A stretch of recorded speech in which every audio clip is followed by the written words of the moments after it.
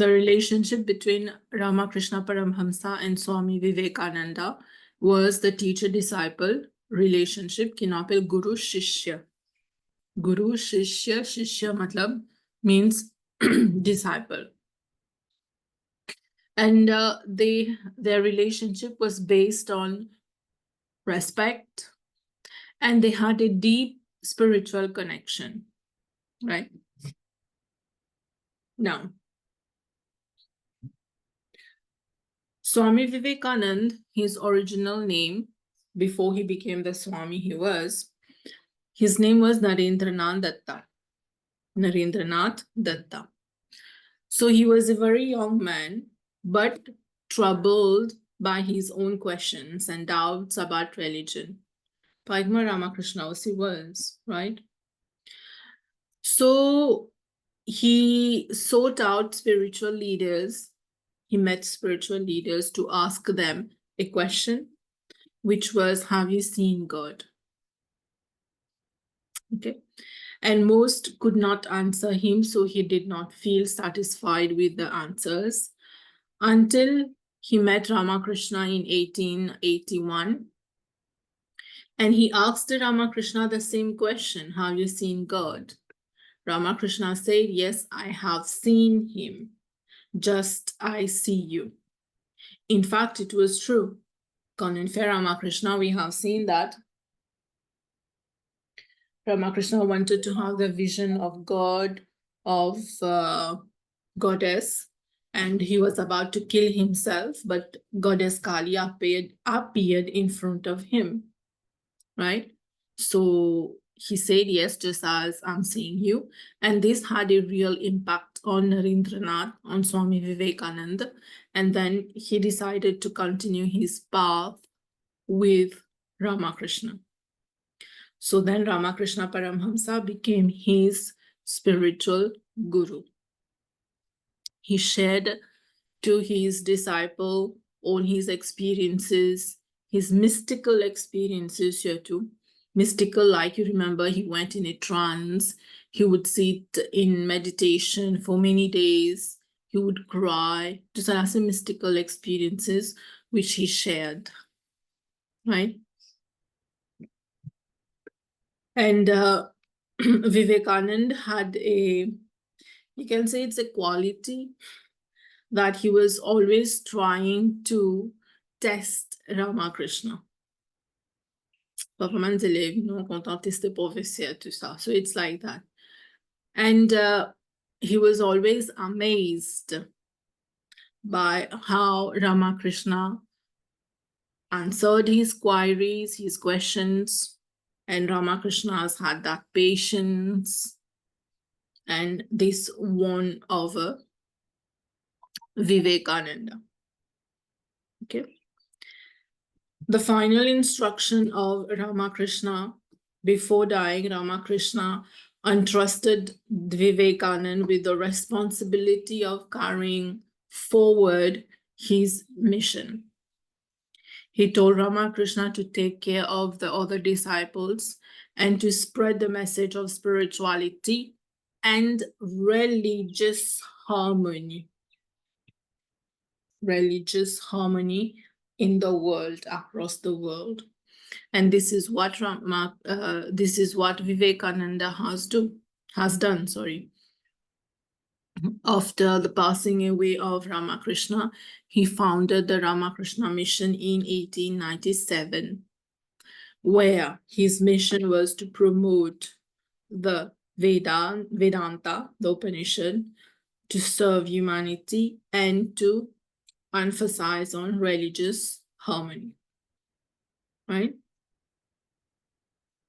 And the guru-disciple relationship was, of course, as I told you, they had a mutual respect and love, right? And a very good spiritual bonding. And till date, we have the Ramakrishna mission is still functional throughout the world, right? So this is a bit about their relationship, because I guess we had also a question, no?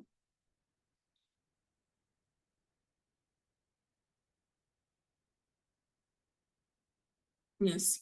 Describe one encounter between Ramakrishna Paramhamsa and Swami Vivekanand. One of the famous encounter was that thing where Vivekananda asked Ramakrishna if you have seen God, and Ramakrishna answered, yes, I have seen God just like I'm seeing you. This was Ramakrishna's response. Yes, I have seen him just as I see you here, only more clearly. I have even talked to him. I see God more intensely when I see you. Right? So you can write about this encounter he had. Right? I will send you this thing. Then memorize it. Now, let's move to other papers. We discuss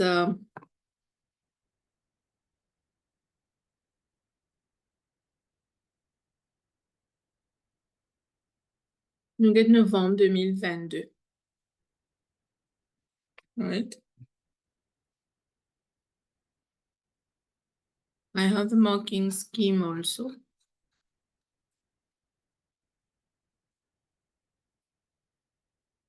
Number 5. Okay. Give 2 political causes for which M.K. Gandhi fasted. Bon. Give 2 political causes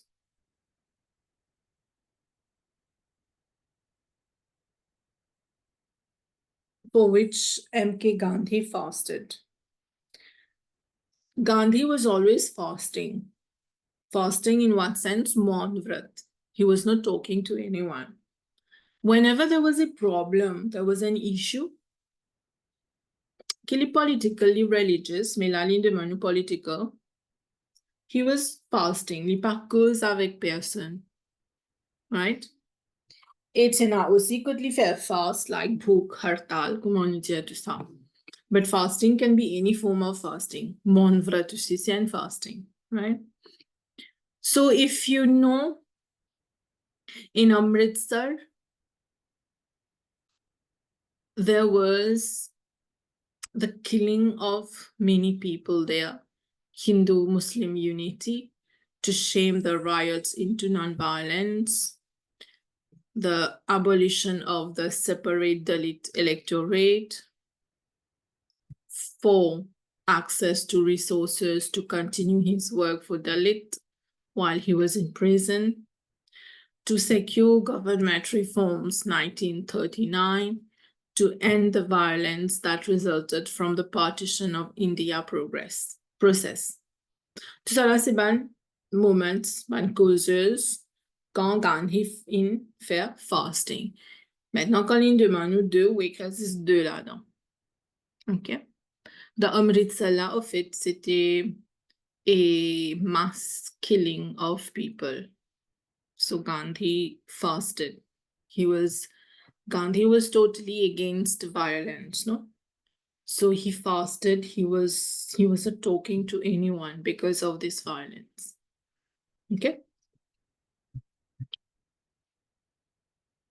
One teaching of Brahma Samaj can be like against child marriage, illegal. Such a system was made illegal. It can be anything. Okay, Lipan mentioned religious or social, so you can write anything. Let's say this one. Explain how M.K. Gandhi tried to improve the lives of poor and powerless. Quand on dit of poor, the poor, they don't have money and all. A powerless means they can't get work done. They have no power. It also include the Shudras, the Dalits. On appelle ça Dalit, on appelle ça untouchables. Okay? They include that category of people, mostly. So let's see the marking scheme, Kizeno. It's only 5 marks. The poor and powerless included Dalit. The word Dalit means oppressed. Dalit, le mot hindi, c'est dalna. Dalna veut dire quand on empêche un démon progresser ou bien on empêche de faire quelque chose. On appelle ça oppressed. Dalna, Dalit. Okay?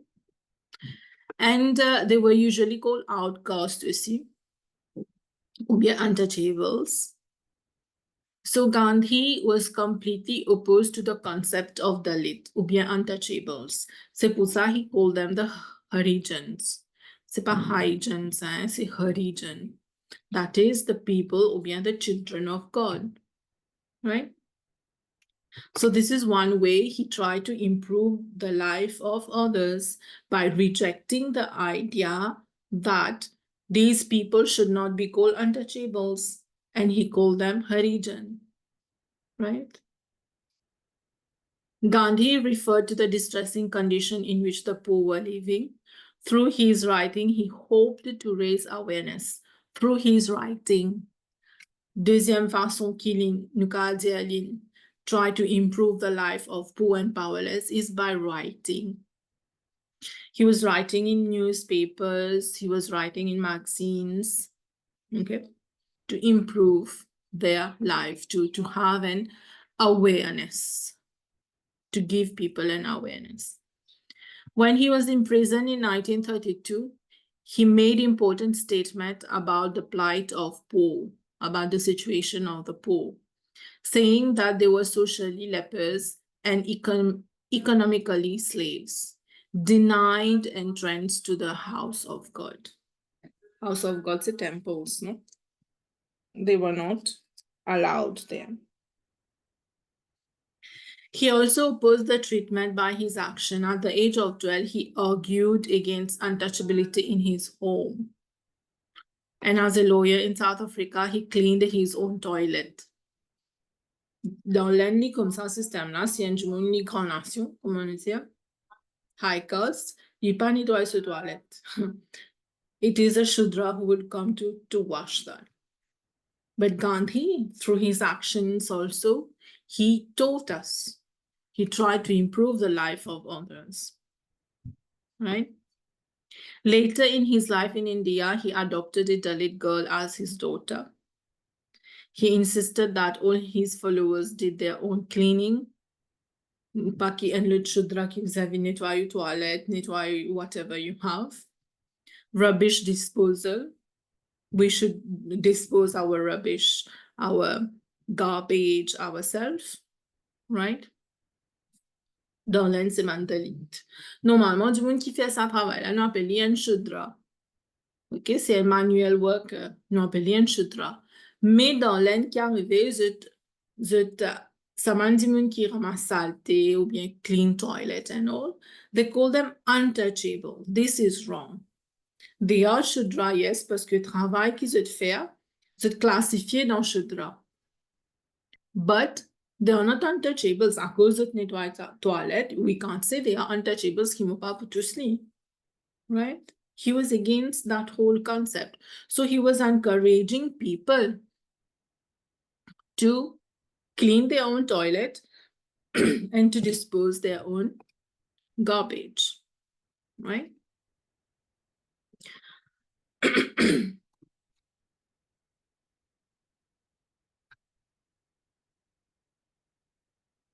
Let's say this question. Après nous quitte la aula, ça n'a Lilo Gandhi même. Explain the relationship between nonviolence and Satyagraha. Last time I said Satyagraha was a movement founded by Gandhi in South Africa. Okay? And to be part of Satyagraha means you have to be a nonviolent person. Nonviolent can be in any form. Nonviolence is respecting others. You're not exploiting others.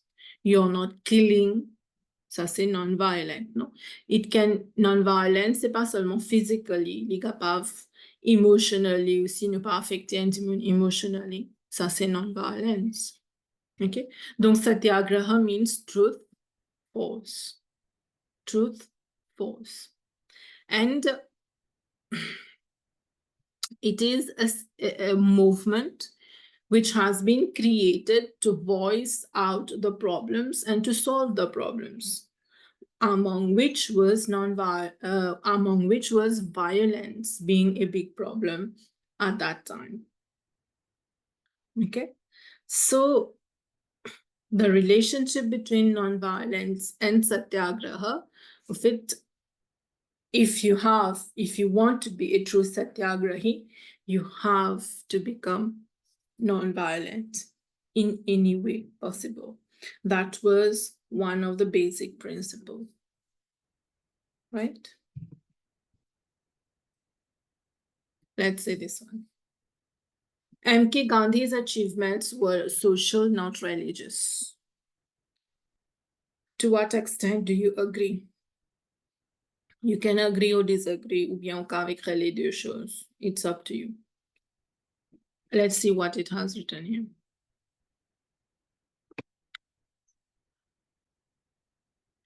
Many of his action and successes were to do with social issues.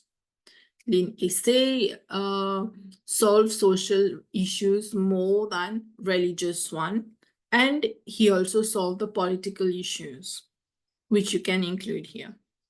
Of course, one main is the independence of India, okay, which he is now the father of the Indian nation.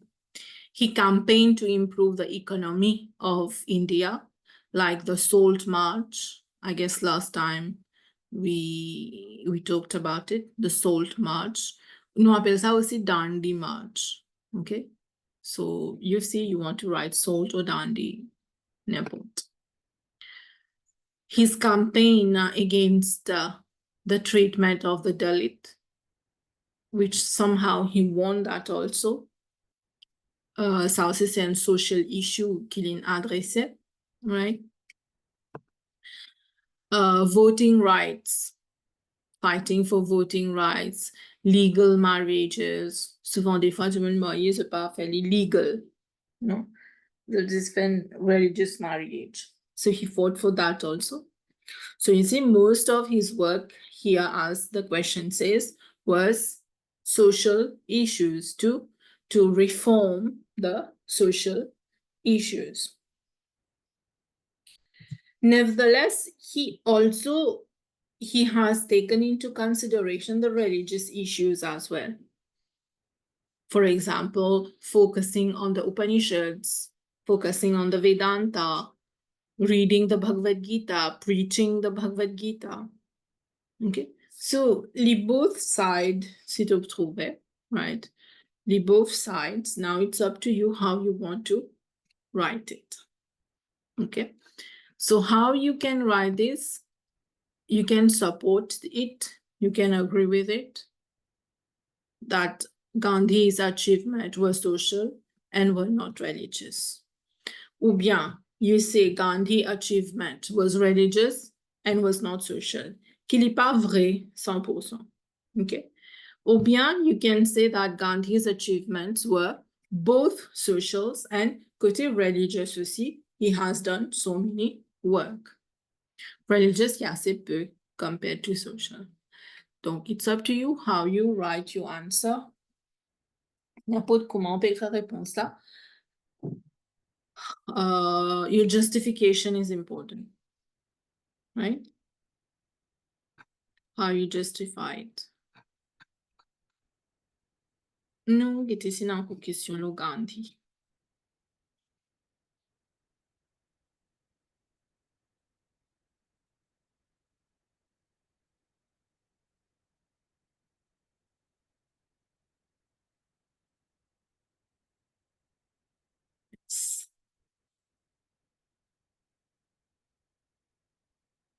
This one, let's see. Ça, c'est juin 2023. Very recent one. Where did Gandhi study law? You can write London. If you write England aussi, it is good. And where did he went to practice law? It is South Africa. Let's see this. Describe how M.K. Gandhi's early life and family influenced his principles. Okay. Premièrement, he got that influence from his parents, especially from his mother. His mother was Putlibai, I think, right? So Gandhi got that upbringing, that influence from the family, from his mother, right?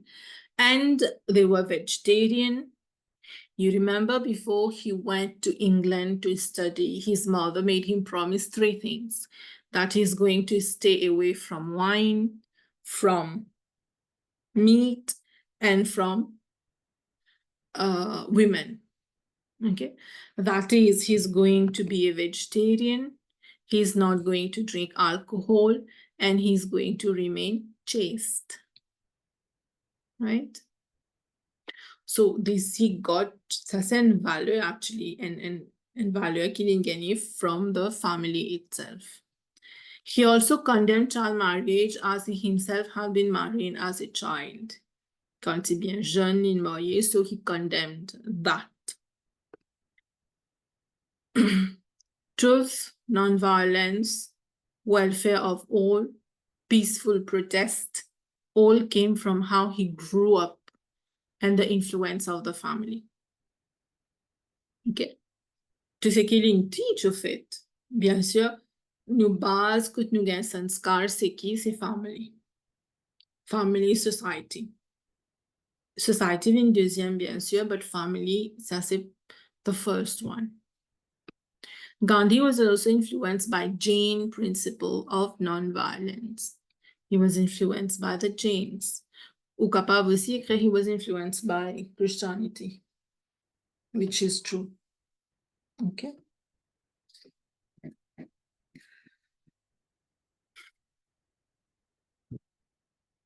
So this is how his early life and his family influenced him, et ça qui influence façon de vivre and his teachings also. Right? Next one. Explain what M.K. Gandhi did to campaign for Indian independence. Première chose to write here is about fighting for independence without violence. Ça, c'est the greatest campaign qu'il a fait. Okay. Maintenant, to get the independence itself, qu'il a fait d'autres. Let's see. Gandhi called for strikes and other peaceful civil disobedience. Il y a une disobedience and strike. Ça veut dire que le gouvernement il met la loi, mais ou pas accepter. You disobey that. Ou à faire strike, faire comment dire dans Maurice beaucoup faire bhuk hartal, non? C'est pas manger. C'est une civil disobedience. Mais c'est fairly peacefully, c'est pas la guerre. So Gandhi was always doing that, right? In 1920, he urged Indians to withdraw their children from British-run schools. He also told them to boycott the law courts, pas la course in case, do not send your children to British schools. Okay. He also told people to quit their government jobs. At that time, in a British, the colonial government jobs. Okay. And to continue to refuse to buy imported cloth. Ban British, tu peux apprendre coton, tu peux envoyer England, and they were making cloth and then selling that again to Indians, right? You write also the Dandi March here, the Salt March. Ça, c'est une campagne qu'il fait for India to get independence. Gandhi pressured the British to negotiate with Indian leaders on a plan for self-rule. So Gandhi supported the Home Rule movement and became the leader of the Indian National Congress. Right? Gandhi called for Satyagraha campaign to do protests, but very peacefully, no violence. He called for mass boycott, to boycott tous affaires qui British faire. He urged the government official to stop working for the crown, for the queen, of England. Students to stop attending government school, soldiers to leave their posts because they were working for the British, citizens to stop paying taxes and to stop purchasing British goods. Rather, they should manufacture their own good, manufacture their own salt, manufacture their own cloth. Gandhi assumed the leadership of the Indian National Congress and advocated a policy of non-violence and non-cooperation. Ça veut dire pas coopérer avec les British to achieve home rule. Home rule says that même Indians même that rule in India. He also went on a 6-day fast to protest the British decision to segregate the untouchables. 6 days fast. He called for strikes and other peaceful civil disobedience. Okay. Au fait, là, il lit beaucoup pour 5 points. But these are all the things that he has done to campaign for Indian independence. Okay. Well, I'm not expecting such a question to come next year, but no, go through the questions still. M.K. Gandhi teachings totally prepared Indians for life today. Premièrement, Kisoban teachings, truth, non-violence, not to call Shudras untouchables, to respect other religion, other faith, he rejected the caste discriminations, right? He fought for the Shudras.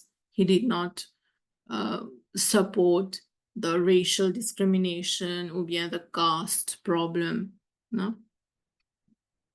So his teachings and whatever he has done prepared Indians for life today.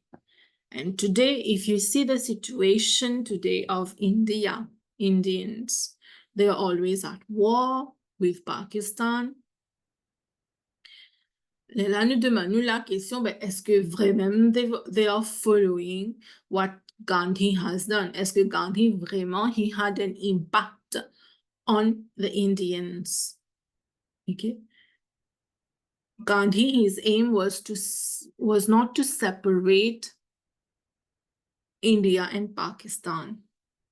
His aim was to drive British away from India. But toujours, nous mal juger, nous mal comprend. So today we call Gandhi the one responsible for the war still going on between Pakistan and India, which is not true. Okay. So, yeah. C'est ça about the teachings of Gandhi, and he prepared the Indians for life today. But unfortunately, we are not following him. Si nous get côté violence, non-violence. Right? This is about Brahmo Samaj, these things we have done. Brahmo Samaj worked to promote the rights of women, especially the sati system. You should write about it. There was a question on Roy. Yeah, here it is. Let's see that. Where in India did Roy study Sanskrit? So in Banaras or in Varanasi. Describe one reform that Roy achieved. Boina Mini, you just write one. Likapav against idol worship, Likapav against sati system, making sati system illegal. It can be anyone. You describe one only. Sa question-là, you should expect for any reformer.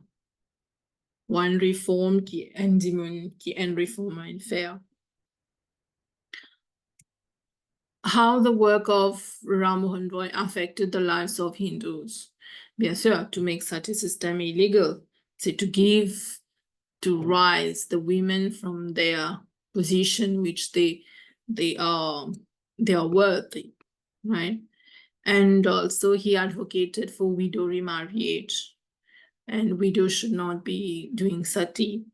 He abolished the sati system, the polygamy, that is marrying many times. Men were marrying many times. He was in favor to give education to women, surtout que to inherit the property qui longtemps madame Patti peut gagner, right? So you can write about these reforms.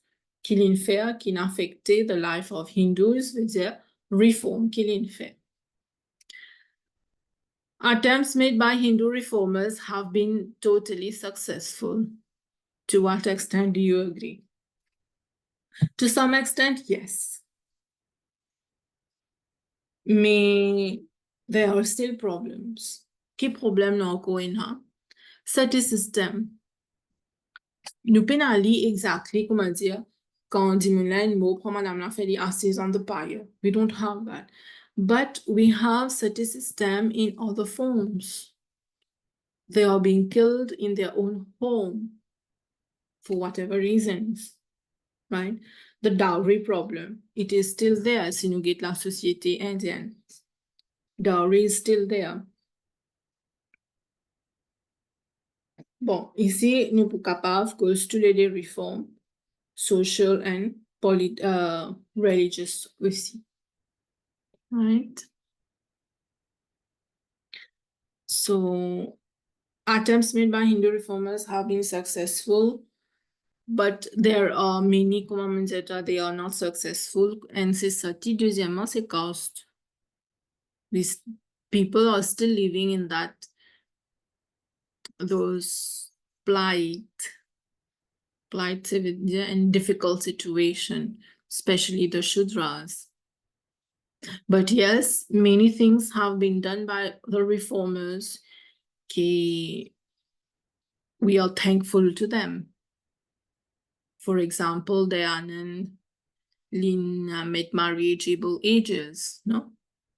So like that you mentioned, one reformer, key reform in fact, he has been successful, right?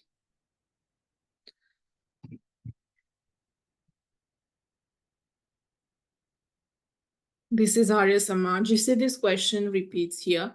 Explain how the work of the Arya Samaj affected the lives of Hindus. So it can be any Samaj. It can be Satyagraha. It can be Brahmo Samaj. Okay.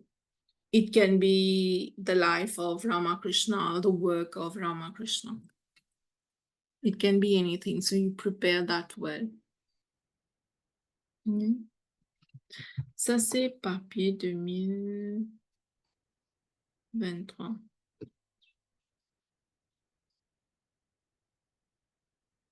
Good.